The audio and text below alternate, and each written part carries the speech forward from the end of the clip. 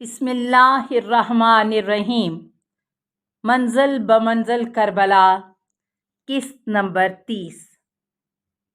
یزید لعین کی پشیمانی اور اہل بیت علیہ السلام کی مدینہ واپسی کی تیاری۔ جناب امام سجاد و زینب کبریٰ علیہ السلام کے شام میں خطبات اور پے در پے پیش آنے والے بعض واقعات اور اہل حرم کی مظلومیت نے یزید کو اہل شام کی نگاہوں میں متنفر کر دیا تھا۔ اب وہ اس نتیجے پر پہنچ چکا تھا کہ اگر ناموس رسول صلی اللہ علیہ وآلہ وسلم مزید شام کی زندانوں میں قید رہے تو ممکن ہے کہ اس کی حکومت کا تختہ ہی الٹ جائے، جس حکومت کے حصول کے لیے اس نے نہ صرف حسین علیہ السلام جیسے عظیم القدر ہستی کو قتل کر دیا تھا، بلکہ باغ نبوت کے پھولوں اور کہکشاں کی مانند پاکیزہ قدسی صفات اصحاب کی بہترین جماعت کو بھی چن چن کر شہید کر دیا تھا اور ظلم کے پہاڑ توڑے تھے تاکہ اس کی حکومت کی بنیادیں مضبوط ہوں۔ لیکن اب ظلم کی دیواروں میں بنت نبی و آل نبی صلی اللہ علیہ وآلہ وسلم کے خطبات اور اس فجائع عظمیٰ نے دراڑیں ڈال دی تھیں۔ اب یزید لعین کو احساس ہو چکا تھا کہ حسین علیہ السلام سے جنگ کر کے وہ آخرت تو کھو بیٹھا ہے، لیکن اب اس کے ظلم و فاجر حکومت اور دنیا کی جھوٹی شان کی بھی خیریت نہ رہی تھی، حتیٰ کہ اس کے گھر سے اس کے خلاف آوازیں اٹھنا شروع ہو گئی تھی اور اس پر واضح ہو چکا تھا کہ حسین سے جنگ کا فیصلہ اس کی سب سے بڑی غلطی تھی۔ سامعین کرام، اس نے سوچا بھی نہ ہوگا کہ غیرت ہاشمی کا لمبردار، فاطمی و علوی خاندان کا تاجدار، اپنی عزت و حمیت و شرافت اور توحید خالص کے دفاع اور اقدار کی پاسداری میں کتنی قربانیاں دے سکتا ہے اور ہر حد تک جا سکتا ہے۔ بے شک حسین نے نماز قائم کی اور دین کو قائم کیا اور راہ الہی میں ہر وہ قربانی دی جو عظیم و بے مثال تھیں، جس کا بس تصور ہی کیا جا سکتا تھا۔ اس سے آگے حسین علیہ السلام اور ان کے اہل بیت و اصحاب نے کر دکھایا تھا۔ یزیدیت روز اول سے آج تک حسین علیہ السلام اور حسینیت کے وارثوں کے متعلق غلط اندازے لگاتی آئی ہے اور بدلے میں ہمیشہ رسوائی و ذلت، غضب خدا، لعنت و ملامت کا نشانہ بھی بنتی آئی ہے۔ اب وہ کہتا پھرتا تھا کہ ابن زیاد لعین نے قتل حسین علیہ السلام میں جلد بازی کی، اور کہتا حسین علیہ السلام اگر براہ راست میرے پاس آتے تو میں ان کے قتل پر راضی نہ ہوتا۔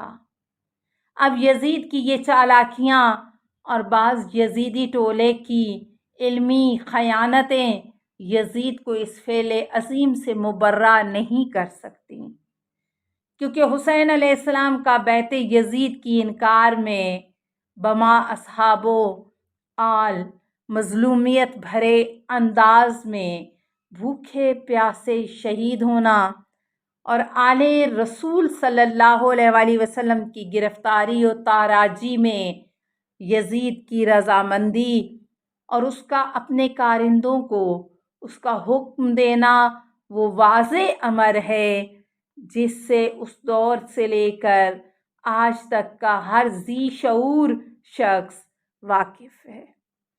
حسین علیہ السلام کے سر اقدس کی بے حرمتی، دمشق کے خرابے میں آل نبی صلی اللہ علیہ وآلہ وسلم کی اسیری، جہاں نہ دھوپ سے بچاؤ کا سامان تھا نہ رات کی اوس سے یتیمان آل نبی محفوظ تھے، بلکہ دیواریں بھی اس قدر چھوٹی تھیں کہ سیدانیوں کا پردہ بھی محفوظ نہ تھا۔ ان امور کی یزید قیامت کے دن رسول اللہ صلی اللہ علیہ وآلہ وسلم کے سامنے کیا جواز پیش کرے گا؟ قتل حسین علیہ السلام کے بعد ابن زیاد لعین اور قاتلان حسین علیہ السلام کو انعام دینا اور ان کی کارکردگی پر خوش ہونا، ان کی کارکردگی پر خوشی کا اظہار کرنا اور اہل بیت کی دربار میں پیشی کے وقت کفریہ اشعار میں وحی اور قرآن کی مخالفت اور امام سجاد علیہ السلام اور زینب کبریٰ سلام اللہ سے تلخیوں کا کیا جواز اللہ کو پیش کرے گا؟ بے شک یزید اور اس کے گماشتوں پر قیامت تک قابیل و فرعون، حامان و قارون، نمرود و شداد اور ابو لہب کی طرح لعنت بزبان وحی و امامت لازم ہو چکی ہے۔ اب اس لعنت کا تقاضا ہے کہ قلب مومن اس سے کراہت و نفرت محسوس کرے اور یہ ابدی عذاب میں گرفتار ہو، تاکہ اللہ کے عدل و انصاف کا تقاضا خلق دیکھے، جس سے قلب مصطفیٰ اور آل رسول صلی اللہ علیہ وآلہ وسلم اور قلوب و صالحین کو ٹھنڈک ملے۔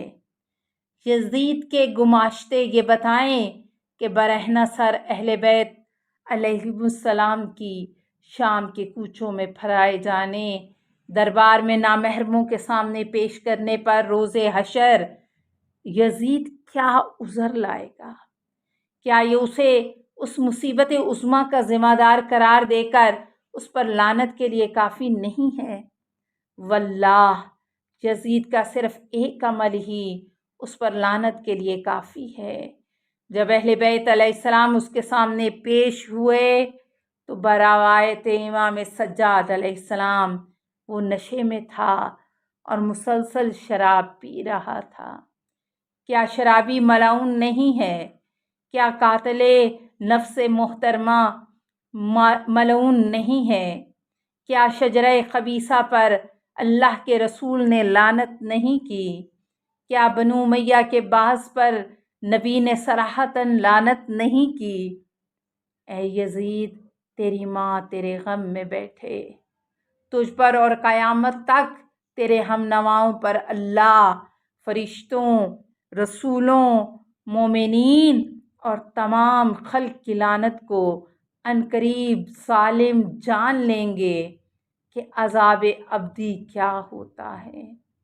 دنیا میں لعنت تو مل ہی چکی ہے، آخرت کا عذاب اس سے بھی زیادہ سخت ہے، جب اللہ حاکم، محمد مصطفیٰ صلی اللہ علیہ وآلہ وسلم مدعی اور علی و زہرا، حسن اور سید سجاد علیہ السلام اور طل زینبیہ سے شہادت عظمیٰ کو آنکھوں سے دیکھنے والی حسین علیہ السلام کی بے قرار بے چین بہن گواہ و فریاد کنندہ ہوں گے۔ دراصل یزید لعین اب اہل بیت علیہ السلام کو چاہتے ہوئے بھی خرابہ شام میں قید نہ رکھ سکتا تھا، کیونکہ مظلوم کا خون تیزی سے اثر دکھا رہا تھا۔ خطبات نے بیداری کی لہر دوڑا دی تھی اور ظلم و ستم کے خلاف بولنا حسین علیہ السلام اور ان کے پاک آل و اصحاب نے لوگوں کو سکھا دیا تھا۔ اب کوئی طاقت ان عظیم قربانیوں کے بعد نہ حق کو دبا سکتی تھی اور نہ یزیدیت کے جرائم پر پردہ ڈال سکتی تھی۔ پس یزید نے فیصلہ کیا کہ اہل بیت علیہ السلام کو رہا کر دیا جائے۔ اس مقصد کے لیے اس نے امام سجاد علیہ السلام کو طلب کیا۔ روایت کہتی ہے کہ جب امام سجاد علیہ السلام کو بلاوا آیا تو جناب زینب کبریٰ سلام اللہ بے قرار ہو گئیں اور فرمانے لگیں، میرے بھائی کی نشانی زینب تجھے اکیلا نہیں جانے دے گی، مجھے یزید کی طرف سے تیرے متعلق تشویش ہے۔ تو امام سجاد علیہ السلام نے فرمایا، پھوپھی اماں، तहम्मुल कीजिए और इत्मीनान रखिए, इंशाअल्लाह वो जालिम मेरा कुछ नहीं बिगाड़ पाएगा। मसीरुल अहज़ान में है कि उस दौरान जब इमाम अलैहिस्सलाम ज़िंदान से दरबार की तरफ जा रहे थे, किसी ने आपकी मिजाज पुरसी की और पूछा, फ़र्ज़ंदे रसूल आपने कैसे सुबह की? तो आप अलैहिस्सलाम ने फरमाया, हमारी मिसाल इस उम्मत में बनु इसराइल की सी हो गई है, जिनके बच्चों को कत्ल और औरतों को ज़िंदा छोड़ दिया जाता था। अरबो अजम पर फ़ख्र करते हैं कि मोहम्मद सल्लल्लाहु अलैहि वसल्लम हम में से हैं, और कुरैश अरब पर फ़ख्र करते हैं कि मोहम्मद सल्लल्लाहु अलैहि वसल्लम हम में से हैं, और हम आले रसूल सल्लल्लाहु अलैहि वसल्लम हैं जिन्हें कत्ल किया जाता है, दर बदर घुमाया जाता है। बस इमाम अलैहिस्सलाम जब यजीद लईन के पास पहुँचे तो यजीद ने खिलाफ मामूल आपका इस्तकबाल किया। हबीब अस्सरीर की रवायत के मुताबिक यजीद लईन ने इमाम सज्जाद अलैहिस्सलाम से जब कहा कि मैं आपको रिहा करना चाहता हूँ और आपकी क्या राय है, तो आप अलैहिस्सलाम ने फरमाया कि मैं इस बारे में अपनी फुप्पी से मशवरा करके आगाह करता हूँ, क्योंकि मैं कोई काम उनके मशवरे के बग़ैर नहीं करता।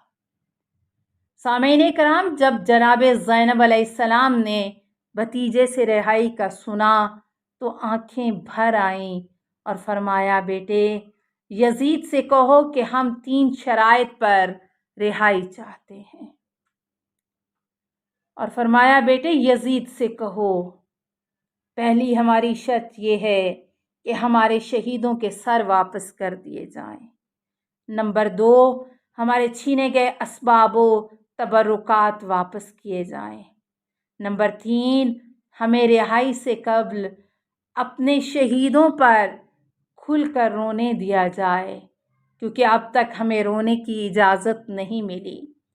इमाम सज्जाद अलैहिस्सलाम ने इन मुतालबात से यजीद को आगाह किया तो उसने कहा, शोहदा के सर वापस किए जाएंगे और रोने पर भी पाबंदी नहीं होगी, लेकिन लूटा हुआ माल वापस करना शायद मुमकिन ना हो, क्योंकि ये मुख्तलिफ लोगों के कब्ज़े में है।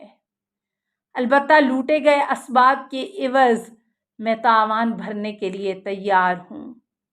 बस सामईन कराम, ये सुनकर बीबी ज़ैनब कुबरा रो कर बोली, सैयद सज्जाद, यजीद से कहो कि हमें उसके माल की ज़रूरत नहीं। उससे कहो कि लूटे गए माल में मेरी माँ फ़ातिमा अलैहिस्सलाम का गुलबंद और रुमाल भी था। ज़ैनब किसी भी कीमत पर अपनी माँ की तबरुकात से दस्तबरदार नहीं होगी। बस एक एक करके तबरुकात अली व बतूल को इन ज़ालिमों से वापस लेकर अहले हरम के हवाले किया गया। फिर एक घर कसरे यजीद के नज़दीक खाली कराया गया, जिसमें अहले बैत अलैहिस्सलाम जमा हुए और हुसैन अलैहिस्सलाम का मातम किया। जहाँ शाम की औरतें ज़ैनब सलामुल्लाह को पुरसा देने जमा हुईं, शहीदों के सर एक एक करके आते रहे। हर सर के आने पर बीबियाँ रोती जाती थीं, कभी वाह कासिमा, तो कभी वाह अकबरा, और कभी वाह अलिया, तो कभी वाह अब्बासा की सदाएं बुलंद होती थीं।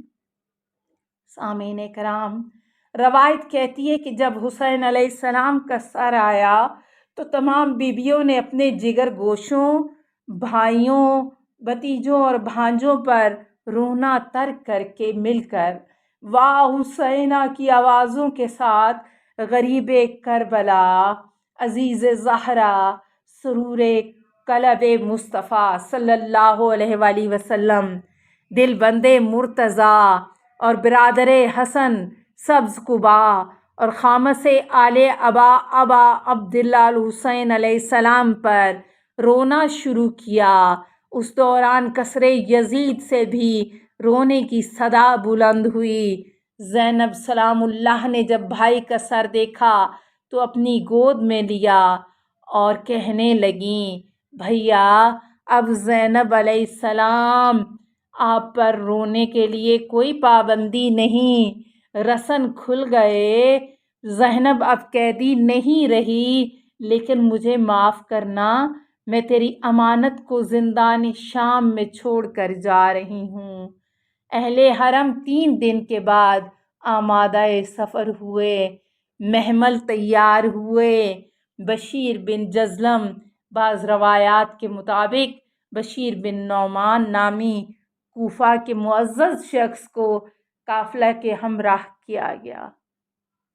بشیر کو دوران سفر اہل حرم کا خاص خیال رکھنے کی یزید نے تاکید کی۔ حبیب الاسیر کی روایت کے مطابق 40 کے دن حسین علیہ السلام کا سر اقدس واپس ملا، پھر اسے کربلا میں جسد اقدس کے ساتھ دفن کیا گیا۔ یہی معروف روایت ہے جس پر طوسی اور سید مرتضیٰ نے بھی اتفاق کیا ہے۔ اہل بیت کا یہ مظلوم قافلہ گریہ و بکا کرتا ہوا عزیزوں کے سروں کو لیے ہوئے مدینہ کی طرف روانہ ہوا۔ بشیر قافلے سے آگے آگے ایک فاصلے پر پڑاؤ کرتا تھا تاکہ پردہ داروں کے پردوں کا خیال رکھا جائے۔